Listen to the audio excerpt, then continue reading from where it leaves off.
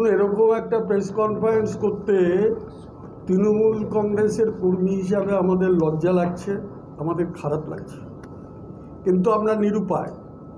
আমরা আমাদের সর্বোচ্চ নেতা অভিষেক বন্দ্যোপাধ্যায়কে একটা কথা বলতে চাই যে যখন এই বিগত বিধানসভা নির্বাচনের আগে শুভেন্দু অধিকারী বিজেপির সঙ্গে একটা গোপন আতাতের মাধ্যমে তৃণমূল কংগ্রেসের টিকিটে বিধায়ক জিতিয়ে তারপর দল ভেঙে বিজেপিতে চলে যাবার যে চক্রান্ত করেছিল, যা আমাদের নেতা অভিষেক বন্দ্যোপাধ্যায় ধরে ফেলেছিলেন এবং শুভেন্দু অধিকারীকে দল ছাড়তে বাধ্য করেছিলেন। আমাদের অভিষেক বন্দ্যোপাধ্যায়ের কাছে অনুরোধ, আমাদের এই সীমান্ত নিকটবর্তী জেলা, যে জেলায় মমতা বন্দ্যোপাধ্যায়ের যে বার্তা, অর্থাৎ সাম্প্রদায়িক শক্তির বিরুদ্ধে লড়াই করো, দুর্নীতির বিরুদ্ধে লড়াই করো, সেই বার্তা আমাদের এই জেলার সভাপতি অপূর্ব সরকার যখন নির্ভীকভাবে প্রচার করছেন, তখন আমরা দেখতে পাচ্ছি যে বিজেপি এবং সাম্প্রদায়িক শক্তির দ্বারা ফাইন্যান্স হয়ে ফান্ড পেয়ে এই জেলায় একটা সাম্প্রদায়িক বিভেদের যিনি সৃষ্টি করছেন, তাকে অবিলম্বে কেন দল থেকে বহিষ্কার করা হচ্ছে না, এই প্রশ্নটা আমি অত্যন্ত বিনয়ের সঙ্গে অভিষেক বন্দ্যোপাধ্যায়কে করতে চাই। বিভ্রান্তিমূলক প্রচার কি? তিনি বলছেন যে তিনি নাকি পদত্যাগ করে কংগ্রেসের টিকিটে বিধায়ক হয়ে পদত্যাগ করে তৃণমূল কংগ্রেসে এসেছিলেন। কথাটা কিন্তু সত্যি না। এই কারণে সত্যি না, তিনি তৃণমূল কংগ্রেসের মন্ত্রী হয়েছিলেন। কংগ্রেসের সিম্বলে থাকা বিধায়ক কখনো তৃণমূল কংগ্রেসের পরিচালিত মন্ত্রিসভায় ঠাঁই হতে পারে না। তাকে এই মন্ত্রিত্ব পাওয়ার লোভেই তিনি সেদিন বিধায়কের পদটা ছাড়তে বাধ্য হয়েছিলেন আইনত। একটা কথা আমি শুধু বলবো, আমরা বিধায়কের কাছে কী চাই? আমাদের খুব খারাপ লাগছে যে সমস্ত মানুষ ভরতপুর 1 এবং 2 ব্লকের যারা এই বিধায়ককে নির্বাচিত করেছেন, তারা কত অভাগা দেখুন। ভরতপুর বিধানসভার উন্নয়নের কোনো কথা নেই, বিল কানুন সংস্কারের কোনো কথা নেই, টিয়া বা লোহাদয়ের ওপর ব্রিজের কোনো কথা নেই, সালারকে পৌরসভা করার কোনো চেষ্টা নেই।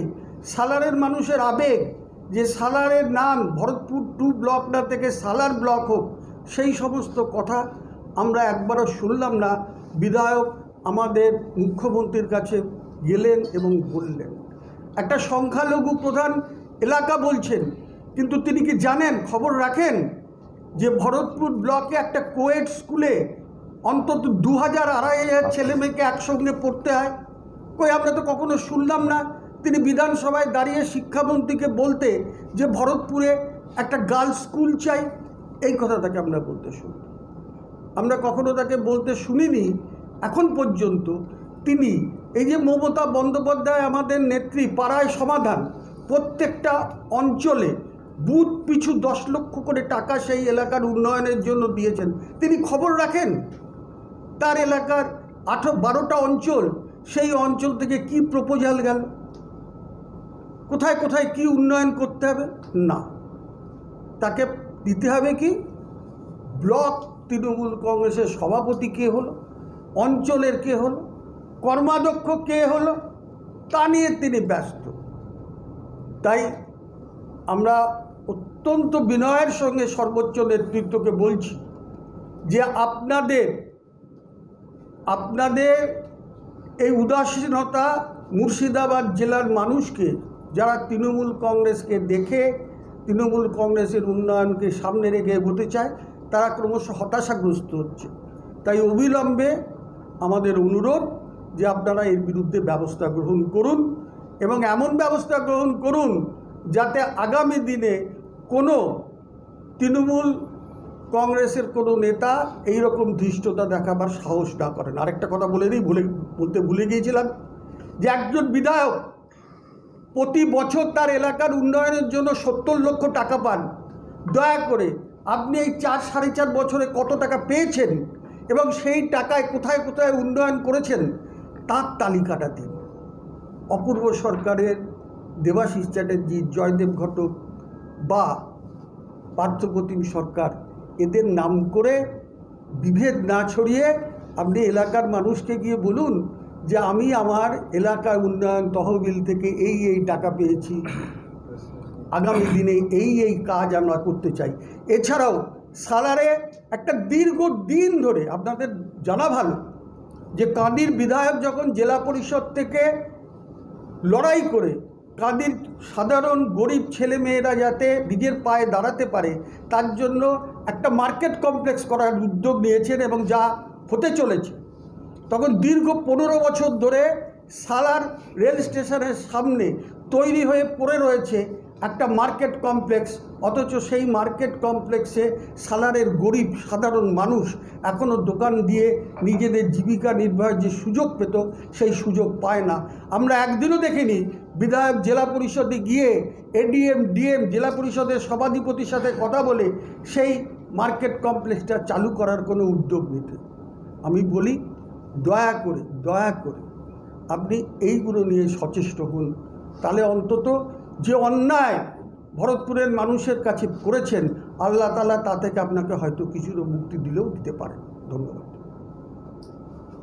শুভেন্দু অধিকারী বিজেপির সঙ্গে একটা গোপন আতাতের মাধ্যমে তৃণমূল কংগ্রেসের টিকিটে বিধায়ক জিতিয়ে তারপর দল ভেঙে বিজেপিতে চলে যাবার যে চক্রান্ত করেছিল, যা আমাদের নেতা অভিষেক বন্দ্যোপাধ্যায় ধরে ফেলেছিলেন এবং শুভেন্দু অধিকারীকে দল ছাড়তে বাধ্য করেছিলেন। আমাদের অভিষেক বন্দ্যোপাধ্যায়ের কাছে অনুরোধ, আমাদের এই সীমান্ত নিকটবর্তী জেলা, যে জেলায় মমতা বন্দ্যোপাধ্যায়ের যে বার্তা, অর্থাৎ সাম্প্রদায়িক শক্তির বিরুদ্ধে লড়াই করো, দুর্নীতির বিরুদ্ধে লড়াই করো, সেই বার্তা আমাদের এই জেলার সভাপতি অপূর্ব সরকার যখন নির্ভীকভাবে প্রচার করছেন, তখন আমরা দেখতে পাচ্ছি যে বিজেপি এবং সাম্প্রদায়িক শক্তির দ্বারা ফাইন্যান্স হয়ে ফান্ড পেয়ে এই জেলায় একটা সাম্প্রদায়িক বিভেদের যিনি সৃষ্টি করছেন তাকে অবিলম্বে কেন দল থেকে বহিষ্কার করা হচ্ছে না, এই প্রশ্নটা আমি অত্যন্ত বিনয়ের সঙ্গে অভিষেক বন্দ্যোপাধ্যায়কে করতে চাই। বিভ্রান্তিমূলক প্রচার কি? তিনি বলছেন যে তিনি নাকি পদত্যাগ করে কংগ্রেসের টিকিটে বিধায়ক হয়ে পদত্যাগ করে তৃণমূল কংগ্রেসে এসেছিলেন। কথাটা কিন্তু সত্যি না।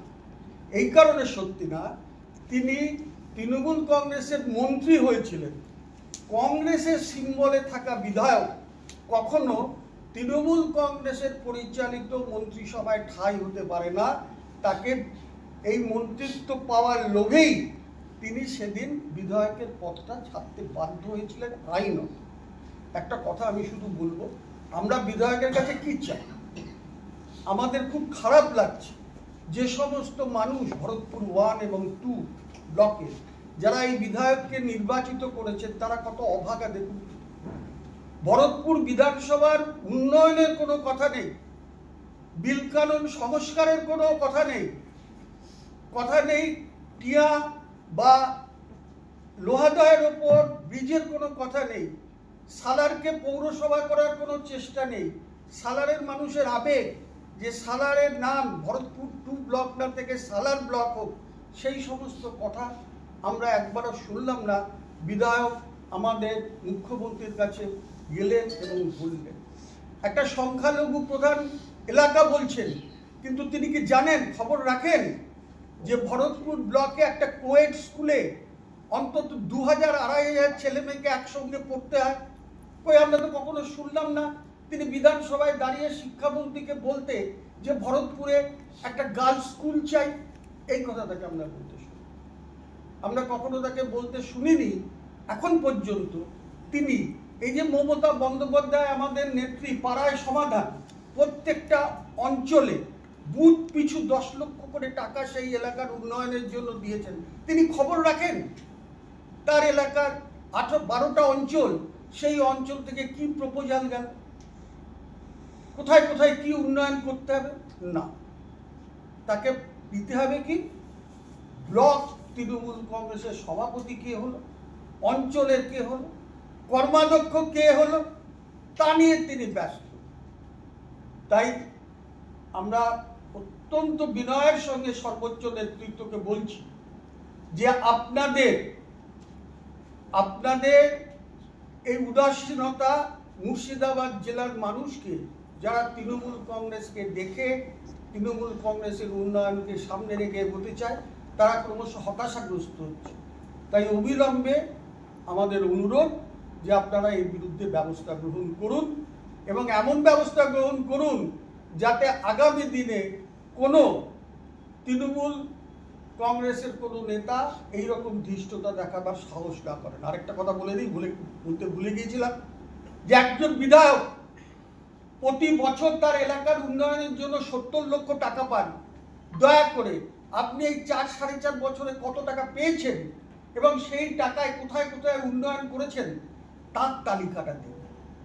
অপূর্ব সরকারের, দেবাশিস চ্যাটার্জি, জয়দেব ঘটক বা পার্থপ্রতিম সরকার, এদের নাম করে বিভেদ না ছড়িয়ে আপনি এলাকার মানুষকে গিয়ে বলুন যে আমি আমার এলাকার উন্নয়ন তহবিল থেকে এই টাকা পেয়েছি, আগামী দিনে এই কাজ আমরা করতে চাই। এছাড়াও সালারে একটা দীর্ঘদিন ধরে আপনাদের জানা ভালো যে কাদির বিধায়ক যখন জেলা পরিষদ থেকে লড়াই করে কাদির সাধারণ গরিব ছেলে মেয়েরা যাতে নিজের পায়ে দাঁড়াতে পারে তার জন্য একটা মার্কেট কমপ্লেক্স করার উদ্যোগ নিয়েছেন, এবং যা হতে চলেছে। তখন দীর্ঘ 15 বছর ধরে সালার রেল স্টেশনের সামনে তৈরি হয়ে পড়ে রয়েছে একটা মার্কেট কমপ্লেক্স, অথচ সেই মার্কেট কমপ্লেক্সে সালারের গরিব সাধারণ মানুষ এখনো দোকান দিয়ে নিজেদের জীবিকা নির্বাহের যে সুযোগ পেত সেই সুযোগ পায় না। আমরা একদিনও দেখিনি বিধায়ক জেলা পরিষদে গিয়ে এডিএম ডিএম জেলা পরিষদের সভাধিপতির সাথে কথা বলে সেই মার্কেট কমপ্লেক্সটা চালু করার কোনো উদ্যোগ নিত। আমি বলি দয়া করে আপনি এইগুলো নিয়ে সচেষ্ট হন, তাহলে অন্তত যে অন্যায় ভরতপুরের মানুষের কাছে করেছেন আল্লাহ তাআলা তা থেকে আপনাকে হয়তো কিছুটা মুক্তি দিলেও দিতে পারেন। ধন্যবাদ।